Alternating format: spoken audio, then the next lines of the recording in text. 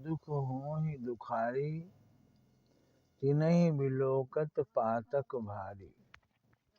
जो अपने मित्र के दुख से दुखी नहीं होता वो महापापी कहलाता है, उसको देखने से भी पाप लगता है। मित्र के आपन दुख गिरिरज सम जाना, मित्र के दुख रज मेरु समाना।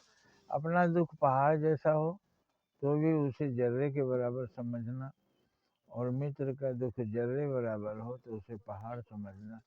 ये सच्चे मित्र का लक्षण होता है। और मित्र के आदमी दुर्गुणों को हटाता है, सद्गुणों को बढ़ाता है, बुरे वक्त में साथ नहीं छोड़ता, साथ देता है। ये सब मित्र के लक्षण बताए गए। अब मित्र कौन है? हम एक ही मित्र को जानते हैं जो हमारे घर से बाहर रहता है, हमारा मित्र है, हमारे साथ उठता बैठता है। लेकिन मित्रों की संख्या बहुत ज़्यादा है। आपके रिश्तेदार भी मित्र हैं, माता पिता भी मित्र हैं, पुत्र भी मित्र है, भाई भी मित्र है। ये सभी शत्रु नहीं कहलाते, ये सब मित्र ही कहलाते हैं। तो इनके दुख को भी वैसे ही समझना चाहिए। भाई दुखी है तो मित्र दुखी है।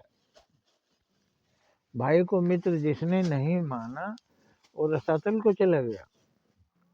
बाली अपने भाई सुग्रीव को मित्र नहीं मानता था। रावण अपने मित्र विभीषण को मित्र नहीं मानता था। तो हमारे जितने भी सगे रिश्तेदार, भाई बंधु, पुत्र पुत्रियां, भाई बहन, माता पिता, दादा दादी, ये सब मित्र में ही आते हैं। तो ये सब का दुख पहले दूर करना चाहिए, अपना दुख बाद में। ऐसे में हमारे घर का जो मुखिया होता है, घर के परिवारों के बारे में ज़्यादा सोचता है, अपने बारे में कम सोचता है। ऐसा आप समझ गए होंगे। मित्र की परिभाषा बहुत लंबी है और उसमें पुत्र भी मित्र है।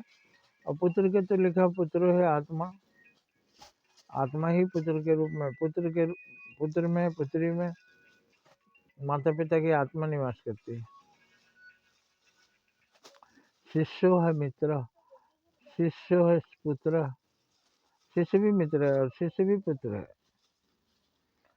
श्री कृष्ण भगवान के अर्जुन शिष्य भी थे, मित्र भी थे। मित्र माने जो हमारे साथ रहते हैं, हमारे भले बुरे में हमारे साथ रहते हैं। तो मित्र की व्यापक परिभाषा समझ लीजिए। ऐसे तो हम सभी प्राणियों को अपना मित्र मानते हैं क्योंकि सब में परमात्मा निवास करता है और परमात्मा हमारे मित्र हैं, तो सभी हमारे मित्र हैं।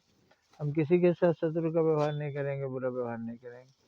सबके दुख को हम समझेंगे, सबके दुख को हम दूर करेंगे। आशा है आप समझ गए होंगे। इस ज्ञान को अधिक से अधिक प्रसारित कीजिए, प्रचारित कीजिए, सब्सक्राइब कीजिए और सबको लाभ पहुंचाइए, सबको सेवा करिए। जब ये संसार में अच्छाई बढ़ जाएगी, बुराई खत्म हो जाएगी, तो ये संसार स्वर्ग हो जाएगा। जय हिंद, जय भारत।